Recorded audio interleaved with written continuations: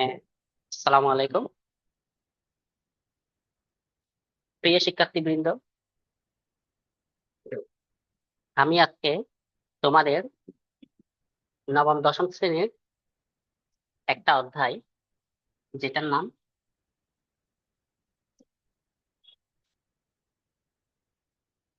ত্রিকোণমিতিক অনুপাত, এটা নিয়ে আলোচনা করার চেষ্টা করব। ত্রিকোণমিতিক অনুপাত একটা 9.1 আর একটা 9.2, এই দুই ভাগে বিভক্ত। তো এই দুইটা অধ্যায় ভালোভাবে করার জন্য আমাকে কিছু আগে বেসিক ক্লিয়ার করতে হবে।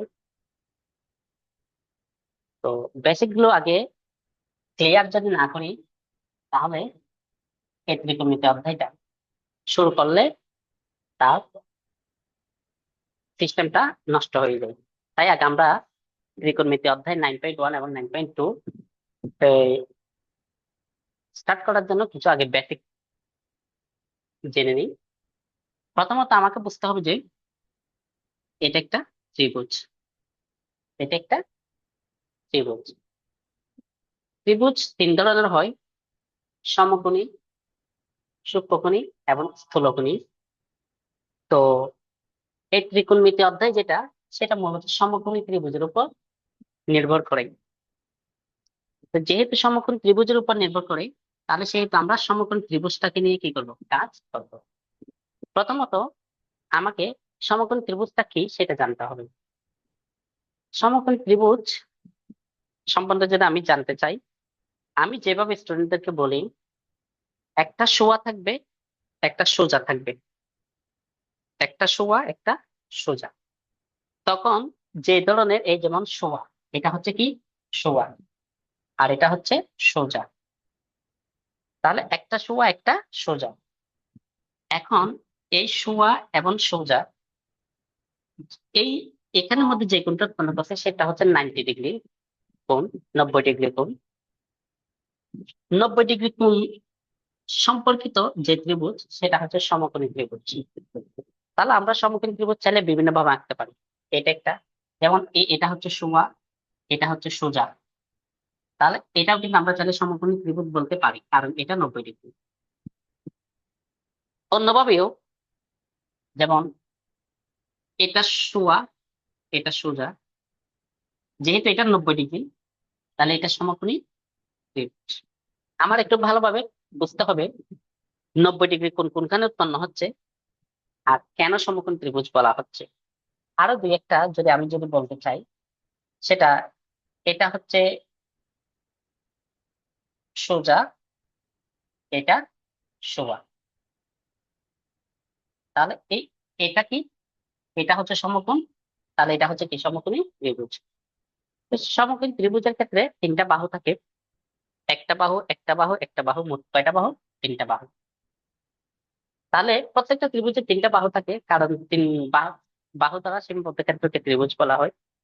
তাহলে এখানে যেহেতু প্রত্যেক তিনটা বাহু আছে, তো সমকোণী ত্রিভুজের তিনটা বাহু তিনটা নাম থাকে। একটা হচ্ছে যে ভূমি, একটার নাম ভূমি, আরেকটার নাম লম্ব। একটার নাম ভূমি, আরেকটার নাম কি, লম্ব। আরেকটার নাম হচ্ছে অতিভুজ। সমকোণী ত্রিভুজে এই তিনটা বাহু থাকে: ভূমি, লম্ব, অতিভুজ।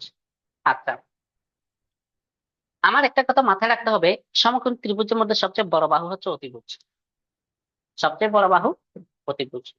অতিভুজ হচ্ছে 90 ডিগ্রি কোণের বিপরীত দিকে যে বাহুটা, সেটাকে বলা হয় অতিভুজ।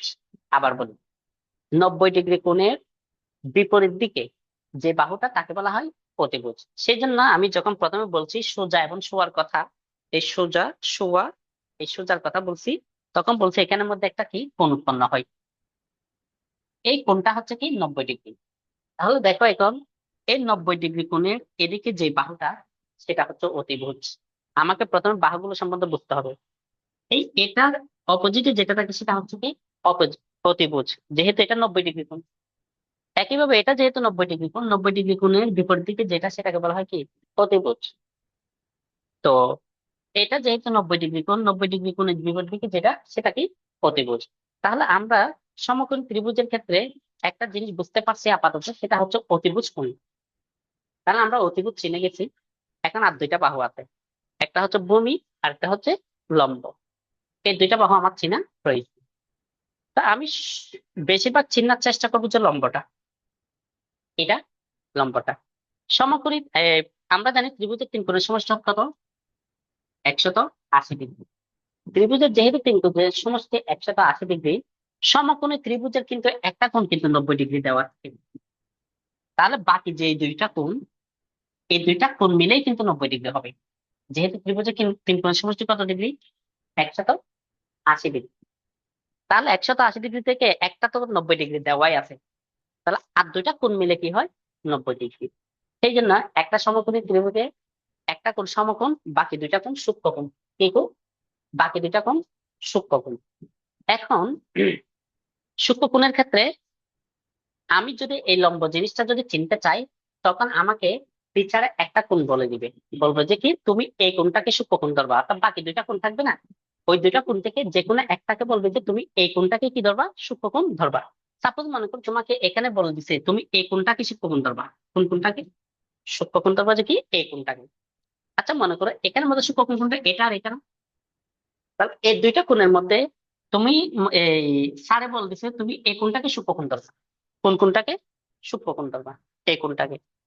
আচ্ছা, এইখান থেকে মনে করো তোমাকে টিচারে বলে দিছিল কি এই এই কোণটাকে সূক্ষ্মকোণ ধরবা, অথবা এখান থেকে টিচারে বলে দিছিল কি তুমি এই কোণটাকে সূক্ষ্মকোণ ধরবা। তাহলে আমাকে সূক্ষ্মকোণটা টিচারে বলে দিবে, অথবা কোন একটা ইঙ্গিত দিবে। মানে সাপোজ মনে করো টিচারে তো বলে দিতে হয় না, এখানে মানে মনে করো এরকম সাইন দিয়ে এখানে মনে করো কি দিতে এ দিছে।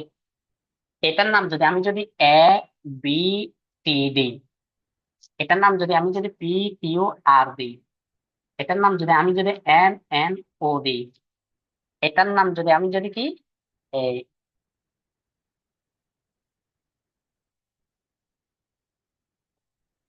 কে এল এম দিই, সাপোজ কথা কথা যে কোনো নামকরণ করতে পারি আমি যদি দিই, তাহলে আমাকে টিচার কিন্তু এই এখানে এ দেওয়ার মানেটা হচ্ছে যে এখানে এই এই কোনটা সূক্ষ্মকোণ।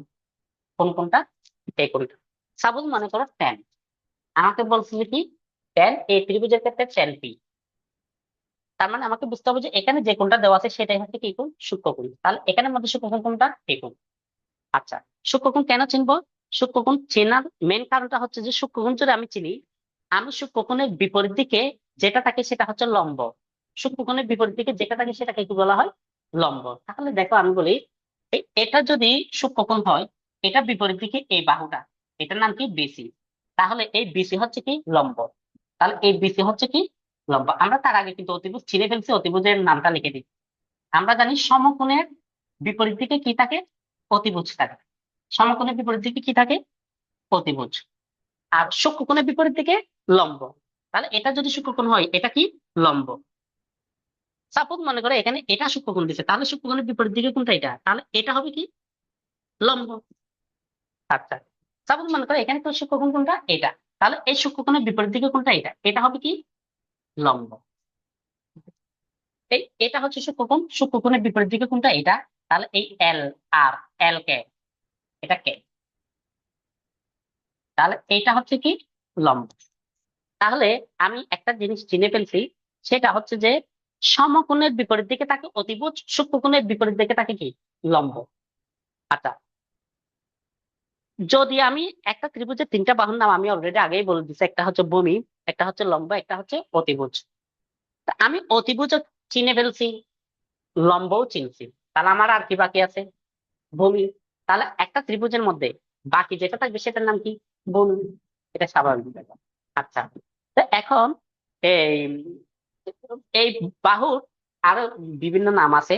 যেমন লম্ব, লম্বের অপর নাম হচ্ছে যে বিপরীত বাহু। লম্বের অপর নাম কি, বিপরীত বাহু। এটা হচ্ছে কিসের অপর নাম, লম্বের অপর নাম। লম্বের অপর নাম কি, বিপরীত বাহু। আর ভূমির অপর নাম হচ্ছে কি সন্নিহিত বাহু। কি বাহু, সন্নিহিত বাহু। লম্বের অপর নাম বিপরীত বাহু, ভূমির অপর নাম কি? বাহু। সন্নিহিত বাহু। তাহলে আমরা কিছু বেসিক সম্বন্ধে আলোচনা করছি। সেটা হচ্ছে যে বেসিকের মধ্যে এই 9.1 এবং 9.2 করতে গেলে অনেকগুলো বেসিক লাগে।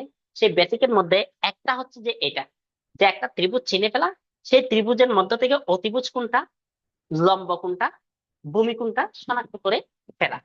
আচ্ছা, এখন আমি দ্বিতীয় স্টেপে যাচ্ছি।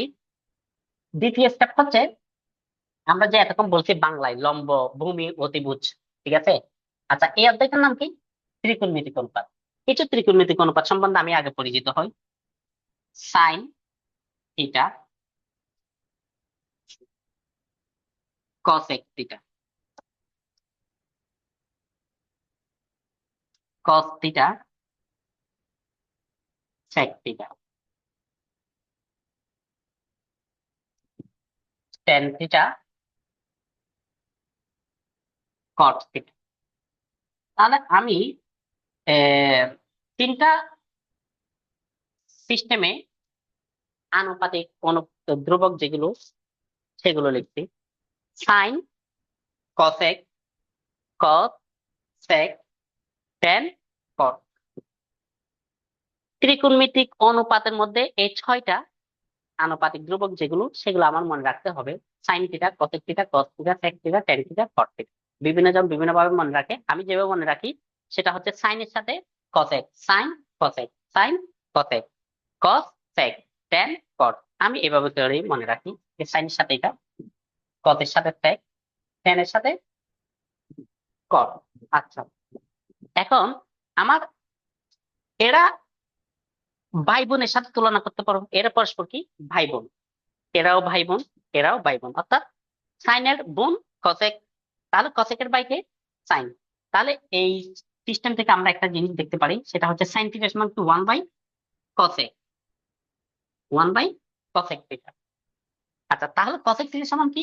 1/8 বাই সাইন থিটা। তাহলে সাইনের সাথে কসেক, তারপর কজের সাথে কি? সেক। কজ মানে আমি দিতে পারি 1 বাই সেক থিটা। তাহলে সেক মানে 1 বাই কস, কস সেক। আচ্ছা, টেন এর সাথে আমি দিতে পারি তাহলে কি? 1/8/4। আবার কটের সাথে কি? 1/8/10। তাহলে এখানে ক্ষেত্রে কি? একে অপরের বিপরীত। কেউ মানে সূত্র যদি বলে সাইন থিটা সমান কি, তখন আমি বলতে পারবো 1/কসেক থিটা। আবার কসেক থিটা সমান কি? 1/সাইন থিটা। কস থিটা মানে 1/সেক থিটা, সেক থিটা মানে 1/কস থিটা, টেন থিটা মানে 1/কট থিটা, কট থিটা মানে 1/টেন থিটা। তাহলে একটা ধাপ সূত্রের মধ্যে, এটা একটা ধাপ। আচ্ছা, এখন দ্বিতীয় ধাপ হচ্ছে যে আমরা এতক্ষণ বলছি লম্ব, ভূমি, অতিভুজ। হ্যাঁ, এই লম্ব, ভূমি, অতিভুজ যদি চিনতে চাই, তাহলে আমার যে জিনিসটা মাথায় রাখতে হবে সেটা হচ্ছে যে সাইন থিটা। সাইন থিটা মানে হচ্ছে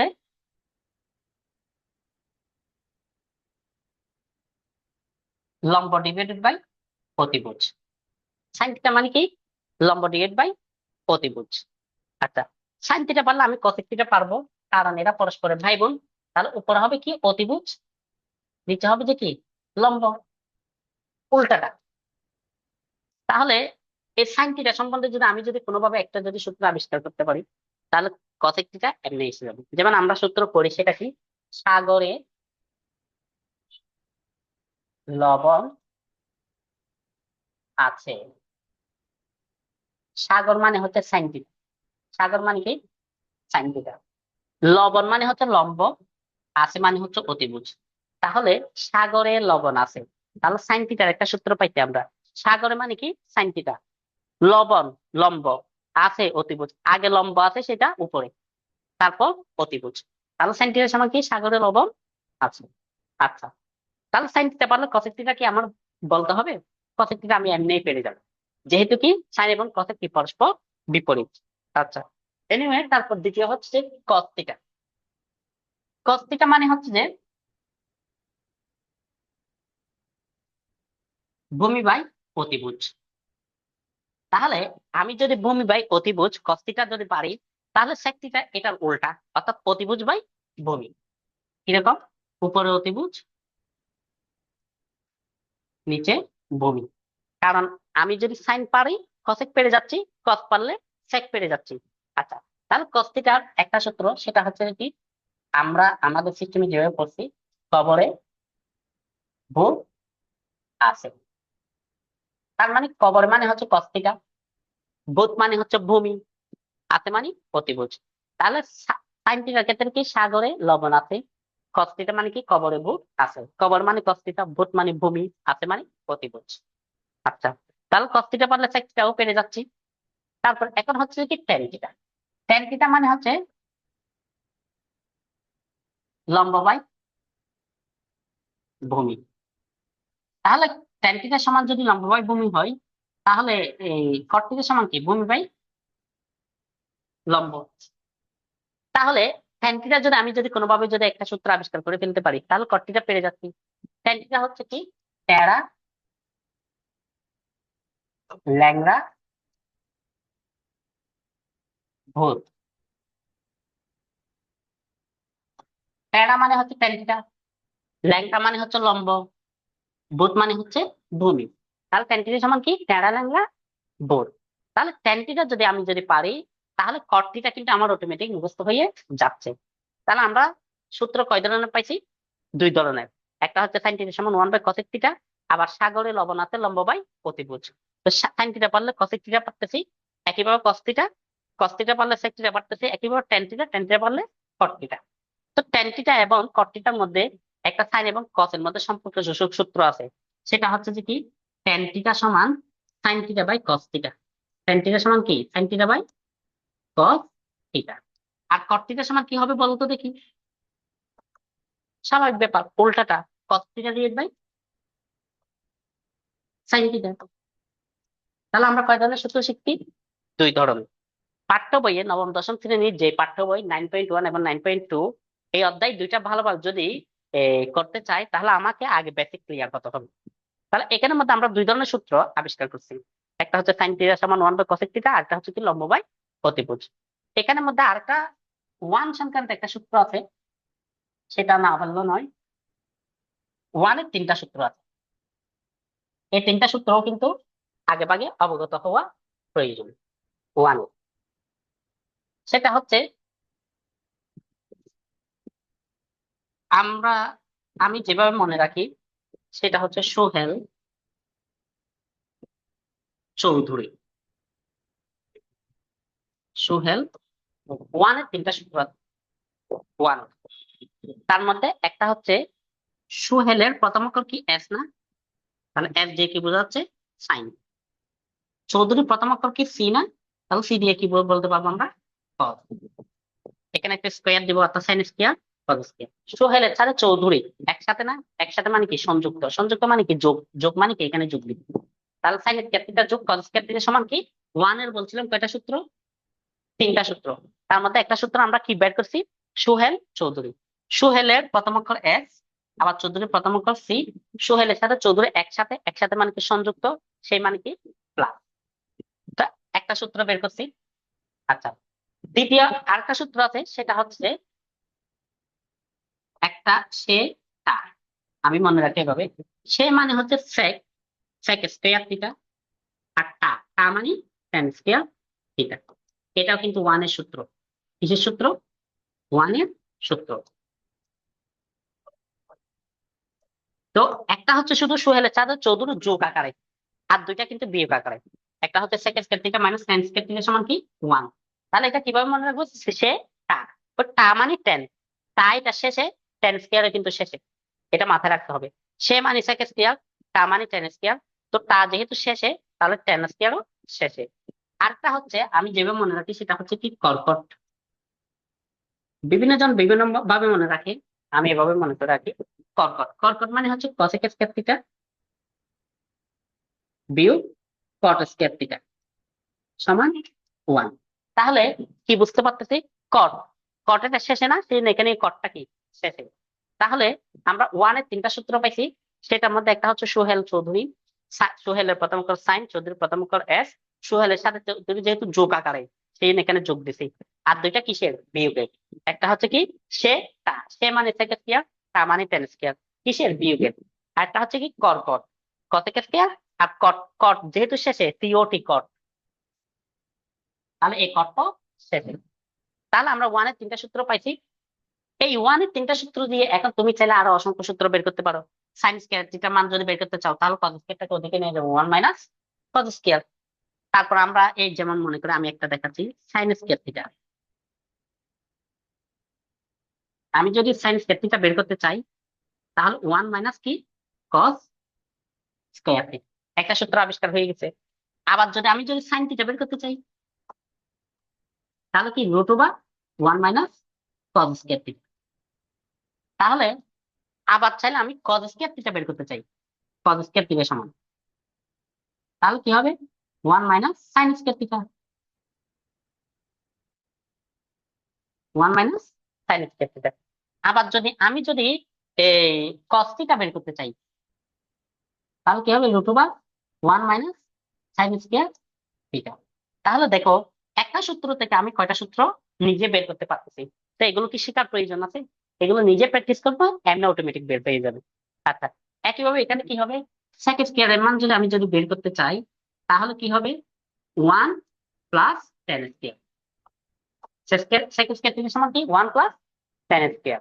আচ্ছা, আবার চাইলে আমি যদি শুধু সেক থিটা বের করতে চাই তাহলে কি হবে root over 1 plus tan square.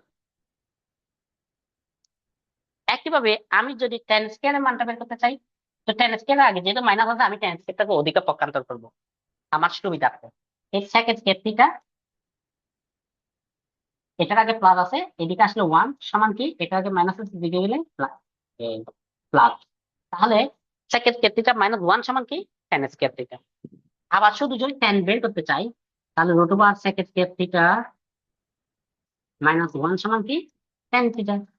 তাহলে আমি কয়টা সূত্র পাচ্ছি, একটা থেকে অসংখ্য সূত্র বের করতে পারছি 2-3টা করে। তো একইভাবে কর cot cot square theta minus cot square theta থেকে চাইলে আমি কি আরো সূত্র বের করতে পারি। এগুলো হচ্ছে বেসিক একটা অধ্যায় শুরু করার জন্য। এগুলো 9.1 এর ক্ষেত্রে বেশি জানা প্রয়োজন। এখন 9.2 এর ক্ষেত্রে এই যেই বেসিকটা একটু জানা প্রয়োজন সেটাও একটু দেখিয়ে দিই আগে। 9.2 এর ক্ষেত্রে আমি যে কাজটা করব সেটা হচ্ছে যে কিছু মান বের করতে হয়। 0 degree, 30 degree, 45 degree, 60 degree, 90 degree. এখানে ক্ষেত্রে আমার দুইটা জিনিস মাথায় রাখতে হবে, একটা হচ্ছে সাইন আর একটা হচ্ছে কস। এতক্ষণ কিন্তু আমরা বলছি সাইনের বোন হচ্ছে কসেক, কিন্তু এখানে মাথায় রাখতে হবে সাইন আর কস। তার মানে একটু কেয়ারফুল ভাবে আমাকে কাজ করতে হবে। সাইন কস, এটা সাইন এটা কস। এটা হচ্ছে এই 0 degree, 30 degree, 45 degree, 60 degree, 90 degree. অর্থাৎ তোমাকে যদি বলে সাইন 0 ডিগ্রি এর মান কত, সাইন 30 ডিগ্রি এর মান কত, সাইন 45 ডিগ্রি এর মান কত, সাইন 60 ডিগ্রি এর মান কত, সাইন 90 ডিগ্রি এর মান কত, তখন আমি কিভাবে বের করবো সেটা। তো এটার একটা মূলত একটা নর্মাল সূত্র আছে, সেটা হচ্ছে যে তুমি এই উপরে রুট দিয়ে নিচে টু দিবা, সাইনের মানগুলো অটোমেটিক বের হয়ে যাবে। উপরে রুট দিয়ে কি দিব, নিচে টু। এখানে কয়টা, 2, 4, 5টা। তা আমি সুবিধার্থে 5টাই দিয়ে দিই। উপরে রুট দিয়ে টু, রুট দিয়ে টু, কয়টা, 3, রুট দিয়ে টু, কয়টা, 4টা, আর তাই নিচে দিই রুট দিয়ে টু, মোট কয়টা, 5টা। আচ্ছা, তো সুবিধার্থে আমি কি করব, root over divide by two. এখন সিস্টেমেটিক আমরা 1, 2 তো লিখতে জানি 0 থেকে, এই 0, 1, 2, 3, 4 সিস্টেমেটিক লিখবেন, 0, 1, 2, 3, 4। আচ্ছা, লেখার পর আমি যে কাজটা করব সেটা হচ্ছে যে রুট ওভার 0 মানে 0, নিচে টু। আচ্ছা, উপরে যদি 0 থাকে তাহলে কি হয়, 0 হয়। একটা কথা মাথায় রাখবা, কোন সংখ্যাকে যদি মানে এক কথায় হর এবং লবের ক্ষেত্রে, লবে যদি 0 থাকে তাহলে ভাগফল কি হবে, 0। আর যদি হরে 0 থাকে তাহলে ভাগফল হবে অসংজ্ঞায়িত। কি হবে, অসংজ্ঞায়িত। আচ্ছা, তারপর এখানে ক্ষেত্রে যেটা করব, রুট ওভার 1 মানে হচ্ছে 1, নিচে 2 আছে 2। এখানে ক্ষেত্রে আমি যেটা করব সেটা হচ্ছে উপরে রুট ওভার 2 দেওয়া আছে 2, এই 2 কে কিন্তু আমি root over 2 into root over 2 লিখতে পারি। অর্থাৎ কয়বার লিখতে পারি, 2বার। একটা একটা কাটা গেলে আর কি থাকে, 1/√2। আচ্ছা, একটু পরে বুঝবে সেটা কি জন্য। এটা তো কোনো কিছু করা যাচ্ছে না, তাহলে এটা এতটুকুই থাক। এটাকে আমি চাইলে কি করতে পারি, 4 √4 মানে হচ্ছে যে 2, তাহলে 2 কাটা গেলে কত, 1। তাহলে কারণ 4 কে বর্গমূল করলে 2 আসে। আচ্ছা, তারপর 2 কাটা গেলে কত, 1। তাহলে এখানে কি কি দেখা যাচ্ছে, প্রথমত আমি পাইছি 0, তারপর পাইছি হাফ, তারপর 1/√2, তারপর √3/2, তারপর 1। এই যে সিস্টেমটা অ্যাপ্লাই করছি আমি শুধু সেটা সাইনের জায়গায় লিখে দেবো। কিসের জায়গায় লিখে দেবো, সাইনের 0, তারপর হাফ, তারপর 1/√2, তারপর হচ্ছে কি √3/2, তারপর কত, 1। এটা কার মান, এটা হচ্ছে সাইনের মান। অর্থাৎ আমরা এতক্ষণ যে সিস্টেমটা অ্যাপ্লাই করছি সেটা কিসের জন্য, সাইনের জন্য। √2 দিব, তারপর 0 1 2 3 4 এভাবে করে দিয়ে যাব। আচ্ছা, আমি যদি সাইনের মানটা যদি যদি মুখস্থ করতে পারি তো ভালো, সাইন 0 হাফ 1/√2 3/2 1 মুখস্থ করতে পারলে তো ভালো। কিন্তু যদি মুখস্থ করতে না পারে আমি এই সিস্টেমটা অ্যাপ্লাই করব। বিভিন্ন সিস্টেম আছে, তবে এই সিস্টেমটা সবচেয়ে কি গ্রহণযোগ্য। আরো কিছু সিস্টেম আছে সেগুলো না বলাই ভালো। আচ্ছা, এখন যদি সাইন যদি পারি তাহলে কসটা অটোমেটিক্যালি এসে যাচ্ছে বিপরীতটা। এখানে শেষে কত আছে, 1, তাহলে 1 এটা এখানে, √3/2 এখানে, 1/√2 এখানে, হাফ, তারপর একটা হচ্ছে কত, 0। তাহলে আমি কি বুঝতেছি, আমি একটা মাত্র জিনিস বুঝতে পারছি, সেটা হচ্ছে যে কি সাইন 0 ডিগ্রি এর মান 0, সাইন 30 ডিগ্রি এর মান হাফ, সাইন 45 ডিগ্রি এর মান 1/√2, সাইন 60 ডিগ্রি এর মান √3/2, সাইন 90 ডিগ্রি এর মান 1। তো সাইন পারলে কসটা হচ্ছে কি তার বিপরীতটা। কস 0 ডিগ্রি এর মান কত, 1, কস 30 ডিগ্রি এর মান কত, √3/2, কস 45 ডিগ্রি এর মান 1/√2, কস 60 ডিগ্রি এর মান হাফ, কস 90 ডিগ্রি এর মান 0। তাহলে এই মানগুলো কিন্তু আমার জানা প্রয়োজন। তোমাদের পাঠ্য বইয়ে এই নবম দশম শ্রেণীর 9.2 পাঠ্য বই যেটা, সেখানে মধ্যে এই ত্রিকোণমিতিক অনুপাত যে চ্যাপ্টারটা, সেটা পৃষ্ঠা সম্ভবত 190 পৃষ্ঠা। 190 পৃষ্ঠার মধ্যে এই মানগুলো কিন্তু কি রয়েছে। তো এখানের মধ্যে আমরা দুইটা মান পাইছি, সেটা হচ্ছে কি সাইন এবং কস, সম্ভব 190 পৃষ্ঠা। 190 পৃষ্ঠায় এই ত্রিকোণমিতিক অনুপাত গুলো পেতে পারো। সাইন আর কস, এর সাইন এবং কস যদি আমি যদি পেরে থাকি, তারপর এখন আমাকে যদি কোনো টিচারে বলেন দেখি তুমি স্যার 45 ডিগ্রি এর মান কত বলতো দেখি, স্যার 45 ডিগ্রি এর মান, কিন্তু আমি কিন্তু sec 45 ডিগ্রি এর মান জানি না। কিন্তু আমি একটা সূত্র জানি এর আগে, sec থিটা সমান কি 1/cos θ, sec থিটা সমান 1/cos θ। তাহলে এই 1 আমি যদি cos θ মানে কি, এখানে 45 ডিগ্রি যেহেতু আছে তাহলে কত হবে, 45। যেহেতু এখানে 45 আছে তাহলে কি হবে, 45। আচ্ছা, এখন আমার একটা জিনিস বুঝতে হবে, সেটা হচ্ছে উপর 1 আছে 1 বসাই দিই, cos 45 ডিগ্রি এর মান কত, এই তো cos 45 ডিগ্রি কত, 1/√2। তাহলে আমি cos 45 ডিগ্রি এর মান যখন 1/√2 বসাই দেবো, তখন ভাগ আকারে থাকে, আমরা জানি কি হয়ে যায়, গুণ হয়ে উল্টে যায়, 1 × √2 উপরে উঠে যাবে, নিচে 1, তাহলে কি হবে, √2। এখন আমি অটোমেটিক বলতে পারতেছি sec 45 ডিগ্রি এর মান কত, √2। টিচারে তোমাকে যদি বলে যে দেখি বলো তো cot 90 ডিগ্রি এর মান কত, কি যদি বলে দেখি বলো তো cot 90 ডিগ্রি এর মান কত। আচ্ছা, cot কত ডিগ্রি বের করতে বলছে আমাকে, 90 ডিগ্রি। আচ্ছা, আমি কি জানি cot এর কোন সূত্র, কিছুক্ষণ আগে তো বলছি cot থিটা সমান 1/tan θ, আর একটা আছে কি cos θ/sin θ।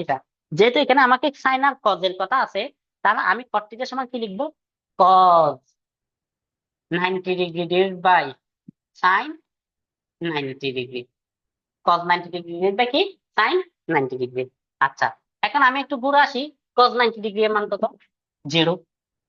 আচ্ছা, সাইন 90 ডিগ্রি এর মান কত, 1। তা আমরা কিছুক্ষণ আগেই বলছিলাম যদি লবে যদি 0 থাকে তাহলে অ্যান্সার হবে কি 0, অর্থাৎ ভাগফল কত, 0। এখন cot 90 ডিগ্রি এর মান কত, 0। একইভাবে বইয়ের মধ্যে আরো অসংখ্য মান আছে, যে মানগুলো তোমরা কি নিজেরাই কি করবা, প্র্যাকটিস করবা। যেমন মনে করো তোমাকে যদি বলে tan 90 ডিগ্রি এর মান কত, কিসের মান, tan 90 ডিগ্রি এর মান। তো tan 90 ডিগ্রি এর মান যদি আমি যদি বের করতে চাই, আমি tan 90 ডিগ্রি, তো tan থিটা সমান কি sin θ/cos θ।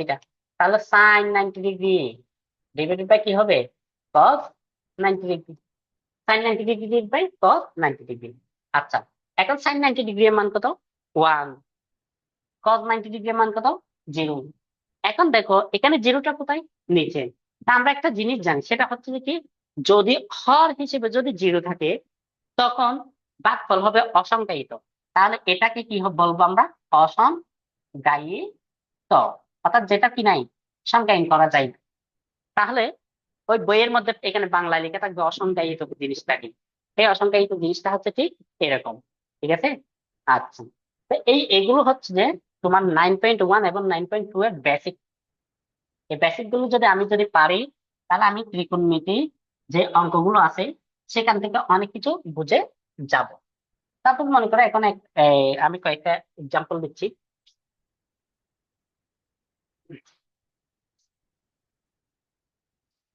এরকম করে দিচ্ছে, এখানে দিচ্ছে আলফা। হ্যাঁ, আলফা কোণ দিয়ে এখন বলতেছে যে এই ত্রিভুজের মধ্যে, আচ্ছা ত্রিভুজটার নাম দিয়ে দিচ্ছি, মনে করো কি পি কিউ। এই ত্রিভুজটার মধ্যে তোমাকে চিহ্নিত করতে বলছে লম্ব কোণটা, ভূমি কোণটা, প্রতিভুজ কোণটা চিহ্নিত করতে বলছে। এখন আমি যদি চিহ্নিত করতে চাই, তাহলে আমার প্রথমে কি করতে হবে? প্রতিভুজটা চিহ্নিত করতে হবে। প্রতিভুজটা কি? একটা ত্রিভুজের মধ্যে, সমকোণী ত্রিভুজের মধ্যে সবচেয়ে বড় বাহুটা হচ্ছে কি? প্রতিভুজ, যেটা কিছুক্ষণ আগে বলছিলাম। তা এখন তোমাকে এরকম করে একটা যদি চিত্র দিয়ে যদি বলে এখান থেকে কোনটা কি বলো তো দেখি, এরকম পিকিউ আর একটা চিত্র দিছে। তো প্রথমত আমি বলছিলাম কি, আমাকে সোয়া আর সোজা এই দুইটা জিনিস বুঝে যেতে হবে।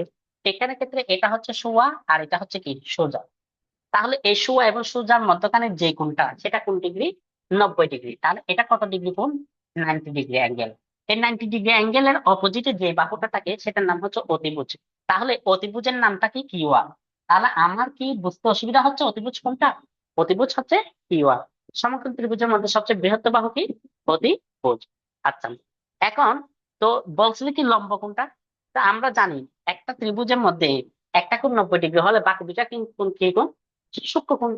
এই সূক্ষ্মকোণের মধ্যে একটা কোণ কিন্তু টিচারে বলে দিবে। তো এখানে কিন্তু টিচারে এখানে একটা আলফা দিয়ে দিতে, অর্থাৎ বোঝাতে চাচ্ছে যে তুমি এই কোণটা কি করবা? সূক্ষ্মকোণ ধরবা। তা আমরা জানি সূক্ষ্মকোণ যেদিকে ধরবে সূক্ষ্মকোণের বিপরীত দিকে কি থাকবে? লম্ব। তাহলে এটার বিপরীত দিকে এটা কি? P Q. তাহলে সূক্ষ্মকোণের বিপরীত দিকে কি থাকে? লম্ব। তাহলে এই লম্ব হচ্ছে কি? P Q. তাহলে দেখো আমরা ত্রিভুজের মধ্যে পি কিউ চিহ্নিত করে ফেলছি, কিউ আর চিহ্নিত করে ফেলছি। আমরা জানি ত্রিভুজের কয়টা বাহু? তিনটা বাহু। আরেকটা বাহু অটোমেটিক চিহ্নিত হয়ে যাবে, যেহেতু আমি কিউ আর বলে দিচ্ছি, পি কিউ বলছি। তাহলে এই এই বাহুটা হচ্ছে যে কি? ভূমি। কেন? কারণ আমরা জানি এই যখন আমরা লম্বার অতিভুজ চিহ্নিত করে ফেলবো তখন ভূমি এটা অটোমেটিক এমনি কোনটা এটা বোঝা যাবে। তাহলে ভূমির অপর নাম কি বলছি? সন্নিহিত বাহু। তো তোমাকে যদি বলে সন্নিহিত বাহু কোনটা, তাও বলবো যে পিয়া। তোমাকে যদি বলে বিপরীত বাহু কোনটা, তাও বলবো যে কি? লম্ব। লম্ব মানে কি? পিকিউ। লম্বের অপর নাম কি? বিপরীত বাহু। আর সন্নিহিত বাহুর অপর নাম কি? ভূমি। কথা বুঝছি? আচ্ছা, এই এতটুকু হচ্ছে আমার কি বেসিক।